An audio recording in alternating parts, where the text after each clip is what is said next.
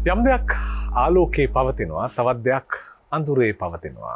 කවියා හැම මොහොතකම අඳුරේ අපට නොපෙනෙන ලෝකයේ පවතින දේවල් වලට ආලෝක ගුණය අරගෙන එනවා. ඉතින් එහෙම කවි හොයාගෙන යන ගමනේදී අද මහින්ද ප්‍රසාද් මස්සිඹුල කවියා අපට තෝරා දෙන කවි 10 8වෙනි කවියට අපි එන්නේ. ඔව් 8වෙනි ප්‍රවිෂ්ඨය ඔබ කීවා වගේම ආලෝකය සාහිත්‍ය නිර්මාණයක ආලෝකය එහෙම නැත්නම් දීපකය වඩවන තැන පිළිබඳව කියවෙන පැරණි අලංකාරිකයන් කියනවා දීපක අලංකාරය කියලා එකක් ගැන යම්කිසි නිර්මාණයක වඩාත් තියුණු විදිහට දැල්වෙනා වූ තැන. මෙතන උත්ප්‍රාසයක් හැටියට එන්න පුළුවන්, අනුත්ප්‍රාසයක් හැටියට එන්න පුළුවන්, උපමාවක් හැටියට, රූපකයක් හැටියට, යෙදුමක් හැටියට, වචනයක්, පෙළක්, අකුරක්, අදහසක් හැටියට එන්න පුළුවන්.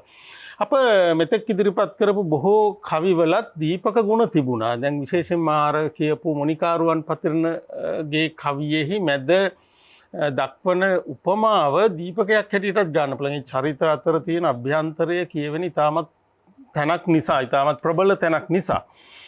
බොහෝ විට කාව්‍ය නිර්මාණයක ගත්තම මේ දීපකය නිර්මාණයේ අවසානයේට වැඩි වශයෙන් අවසානයේ දෙන්න පුළුවන්, උච්චතම අවස්ථාවේ වෙන්න පුළුවන්. මම දීපකයට තව උදාහරණයක් කියන්නම්. හරියටම කවි 10ට ගී 10ක් වැඩසටහනේ දීපක ගුණය ආරක්ෂා කරන කෙනෙක් තමයි වජිර ජයවර්ධන කියලා කියන්නත් පුළුවන්.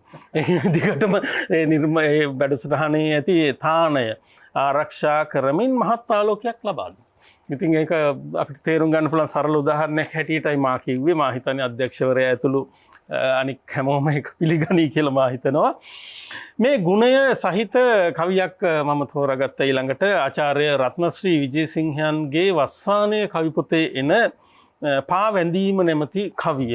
මේ කවියෙහි බොහෝ ප්‍රාසාත්මක ලක්ෂණ වගේම මේ දීපක ගුණයත් අපිට හමු වෙනවා. දෝත මුදුනත තබා හිටගෙන මේරි අම්මා වඳිනවා, ගාථාවේ පදයක් කියා ආයමත් බිම බලනවා. ඇයි බිම් බලන්නේ? පුංචි නෝනගේ පාවහන් දෙක එතන තාමත් තියෙනවා.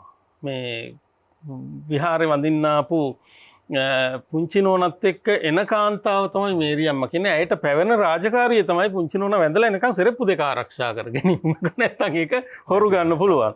රනින් කම්කල මලින් හැඩවුණු පුංචි නෝනාගේ පාවහන් දෙක සුරක්ෂිත ලෙස බැබලි එතන තාමත් තියෙනවා. සුදෝ සුදු ඔසරියත් ඇඳගෙන සුදට අරලිය මලුත් අරගෙන පුංචි නෝනා විහාරයට යන කන්ද මුදුනට නගිනවා.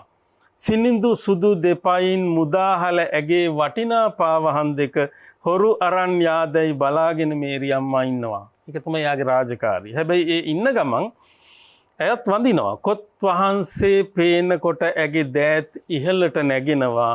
වෙහෙර බෝධිය බුදු පිළිමගේ තුන්සිතම පහදවා වැඳගෙන හෙමින් ගල්පඩි ගණන් කර පුංචි නෝනා බහිනවා. එයා වැඳලා එනවා ඉහළ මළුවට ගිහිල්ලා. මේරි අම්මා දෑත බැඳගෙන තාම ගාථා කියනවා. හිතේ බුදු සිරි පතුල ඇඳගෙන හිතින් පැදකුණු කරනවා. ඒ මොනවා කරත් ආයිමත් බිම බලනවා. ඒක තමයි පළවෙනි රාජකාරී. පුංචි නෝනා නිවන් යනදා නිවන් දොරකොඩ ගේට්ටුව ළඟ පාවහන් දෙක බලාගෙන මම නිවි සැනහි ඉන්නවා. අවදාහරි පුංචි නෝනා මේ උත්ප්‍රාසය මොනතරම් ගැඹුරුද? ඒස අපිට අදහසක් එනවා ඇත්තටම නිවන කියලා එකක් තියෙනවා නම් ඉස්සෙල්ලා කවුද නිවන් දකින්න කියන එක පිළිබඳ අදහස කවිය දෙන විදිහ. පුංචි නෝනා නිවන් යනදා නිවන් දොරකොඩ ගේට්ටුව ළඟ පාවහන් දෙක බලාගෙන මම නිවි සැනහි ඉන්නවා. එහෙම ඉඳගෙන වඳිනවා. ඒ පිනත් මම පුංචි නෝනට අනුමෝදනා කරනවා.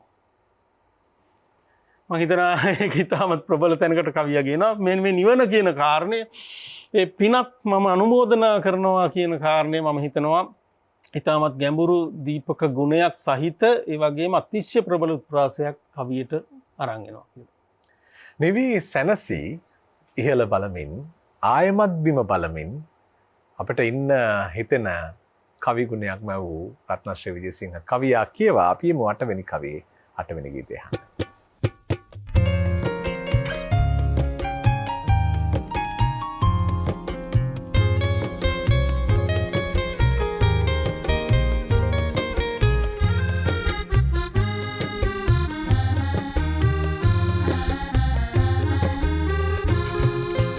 වේල ආමතේ ගෙවී ජීවිතේ ඒවා මේ අරගෙන තොරන් බඳින්නේ තොරන් බැඳලා අපට හොරා නිවන් පතන්නේ ඒ වුණාට අපි කලින් නිවන් දකින්නේ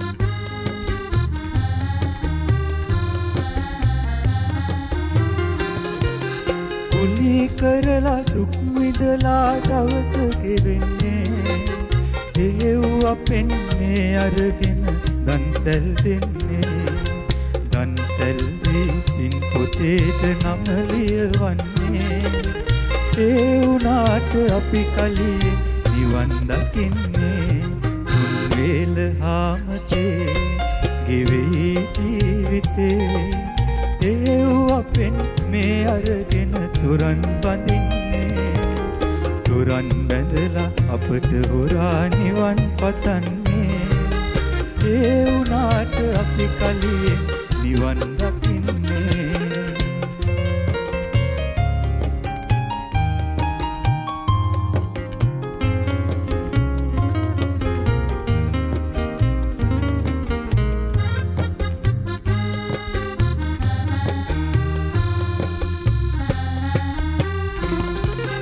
පාරු පැදලා වැලි ඇදලා දවස ගෙවන්නේ ඒව අපෙන් මේ අරගෙන කොත් පළඳින්නේ කොත් පළඳා පුවරු තනා නම ලියවන්නේ ඒ වුණාට අපි කලින් නිවන් දකින්නේ තුන් වේල හාමතේ ගෙවයි ජීවිතේ ඒව අපෙන් මේ අරගෙන තොරන් බඳින්නේ තොරන් බැඳලා අපට හොරා නිවන් පතන්නේ ඒ වුණාට අපි කලින් නිවන් දකින්නේ